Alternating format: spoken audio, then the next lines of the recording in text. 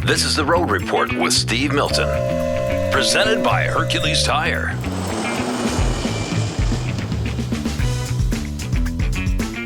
This is Road Report on Ticats Audio Network. In Montreal, I'm Steve Milton. The Ticats arrived here in rainy Montreal with one thing on their mind: get going, and get going early on both sides of the ball and on special teams, and sustain it throughout a full 60 minutes against the Alouettes on Saturday night.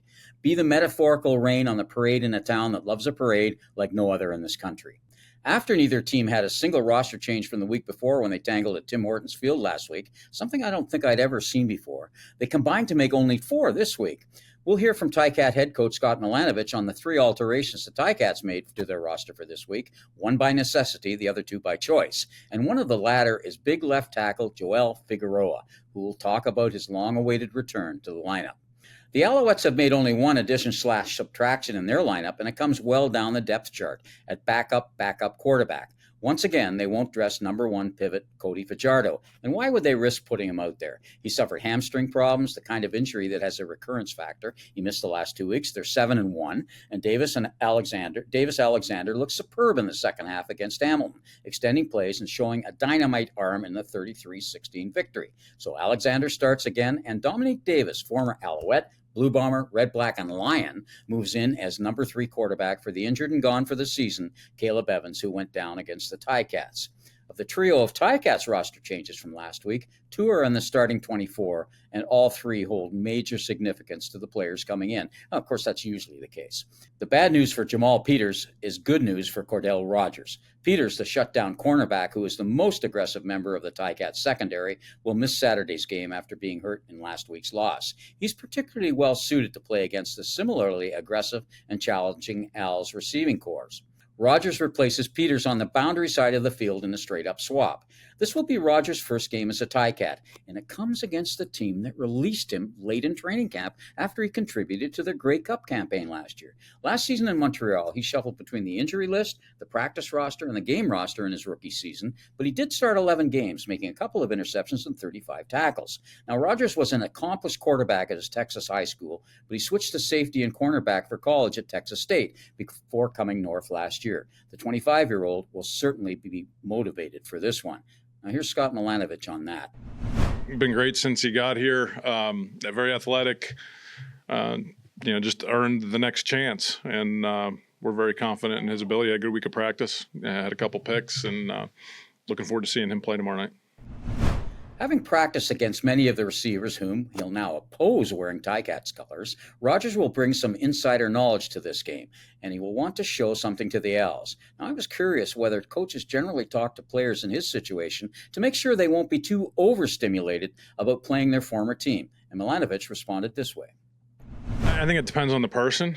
It's hopefully he's just worried about what he's doing on each play and executing his job and doing what he needs to do to help the team win. Obviously, we've talked about this before. Anytime you go play an old team, there's always a little bit more edge. Now, this is his first start here, too. So he's obviously going to have a lot of emotions anyway. So I don't know that it's much of a factor.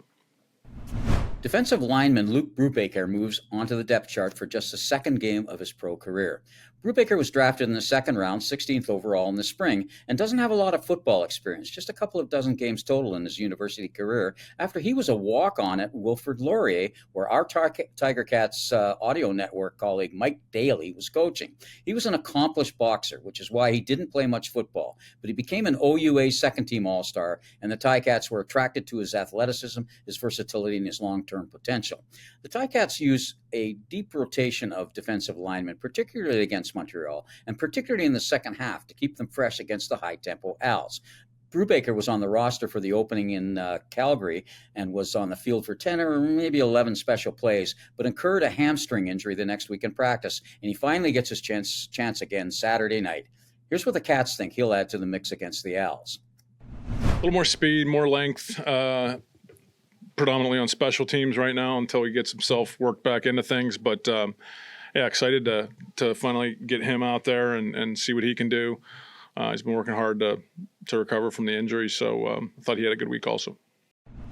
And that brings us around to Joel Figueroa, a.k.a. Fig.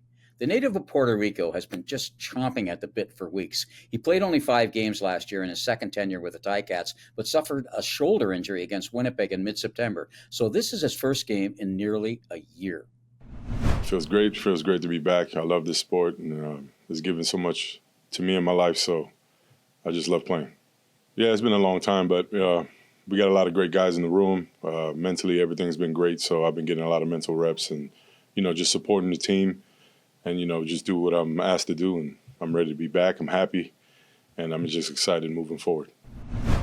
Figueroa turned 35 in late June, but as Milanovic marveled earlier today, he has the energy and the commitment of a much younger man. He first came to the CFL and Hamilton in 2013, which makes him the only remaining Cat who played for the team in Guelph in the year of the Nomads. He went to Edmonton via free agency in 2016, then to BC in 2018 for 5 more seasons, before coming back to Hamilton last year. That 2013 season of a season of temporary locker rooms, training quarters, and home stadium now seems like the very distant past. Yeah, it was a while ago, but, the message stays the same. The energy has always been here, has always been the same, and it's a big reason why I'm back here. So, I love to be here. I love the culture, and, we got a lot of other people coming back as well, so that's great. It's a tough welcome back assignment playing against one of the best defensive lines in the league. Replacing impressive rookie Brendan Bordner, who had started the previous 8 games, Figueroa knows what he's up against on Saturday. Obviously, they won the championship last year, so it's a great team, well coached. So guys will be in the right spots and everything like that. So, much respect is given to what they've achieved, and we're coming out here with a head of steam and to prove ourselves. We got a lot of things that we've been working on, and we just gonna not too much talking, just show it on the field. Now, this isn't a must-win for the Ticats. There's still a half season left, but it's nibbling around that status, I'd say. They need to regain the momentum they lost last week after a pair of encouraging wins. They showed they can play with and occasionally beyond the Alouettes, but didn't show they could sustain that for anywhere near long enough. They need Mitchell in the offense to cut the turnovers. They need to keep pressing Alexander and not let him get comfortable, and they need more big plays. All tough to do, but necessary against the best team in the league on the road.